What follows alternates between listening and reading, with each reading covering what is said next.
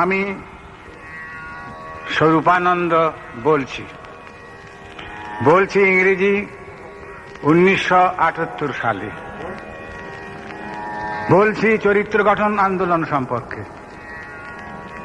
বলা শুরু করেছি ইংরেজি 1914 সালের কিছু আগে পূর্ববঙ্গের চাঁদপুর শহরের নিকটবর্তী বিশাল ঘোড়ামারার মাঠে এক বিস্মৃত সন্ধ্যায়। চরিত্র গঠন আন্দোলনের শুভ জন্ম সেখানে। আন্দোলন দ্বিজত্ব পেল কয়েক বছর পরে কলকাতার হেদুয়া মাঠের ঈশান কোণে আর এক সন্ধ্যাকালে। সে এক ঐতিহাসিক ব্যাপার। দীক্ষাবর্জিতভাবে কাজ চালু হলো। আন্দোলন আর থামল না, ধারাবাহিকভাবে কাজ চলতেই থাকলো। চলতে থাকলো পত্রে, চলতে থাকলো পুস্তকে, চলতে থাকলো চিত্রে, চলতে থাকলো প্রদর্শনীতে, চলতে থাকলো ভাষণে, আর চলতে থাকলো সঙ্গীতে। তারই ইতিহাস গানে গানে শোনাব।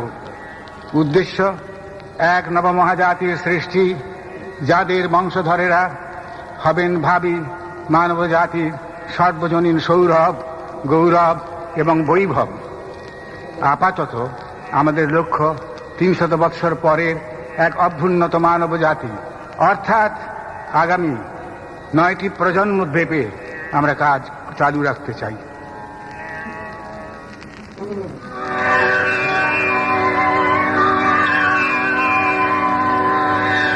আবাদ করতে মন ছিল না বন্ধুকে একে এসে, চাষার বিদ্যা শিখিতে হবে বললে হেসে হেসে। আবাদ করতে মন ছিল না বন্ধুকে একে এসে, চাষার বিদ্যা শিখিতে হবে বললে হেসে হেসে।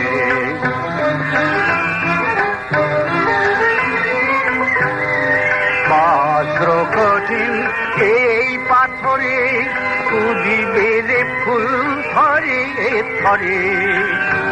বজ্র কঠিন পাথরে উদিবে রে ফুল ধরে ধরে।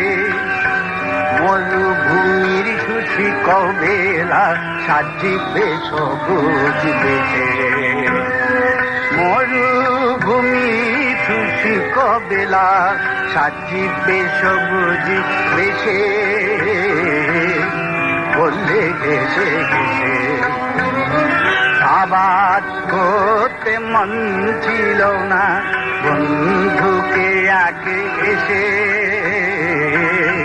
চাষার বিদ্যা শিখিতে হবে বললে হেসে হেসে।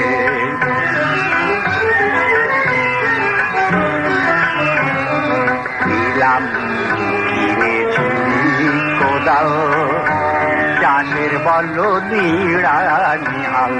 বন্দোবস্ত নিলাম জমি প্রাণীর গভীর দেশে। সেদিন থেকে পাঠ চলেছে, শক্ত মাটির দম্ভ গেছে। বীজ বপনের বেলায় যে গোল লাগে অবশেষে। বীজ বপনের বেলায় যে গোল রিং ক্লিং শ্রিং হইং হুং রাং ক্রিং হং।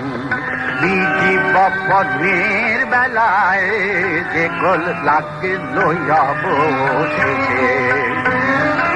আবাদ করতে মন ছিল না বন্ধুকে একে এসে, চাষার বিদ্যা শিখিতে হবে বললে হেসে হেসে। আবাদ করতে মন ছিল না।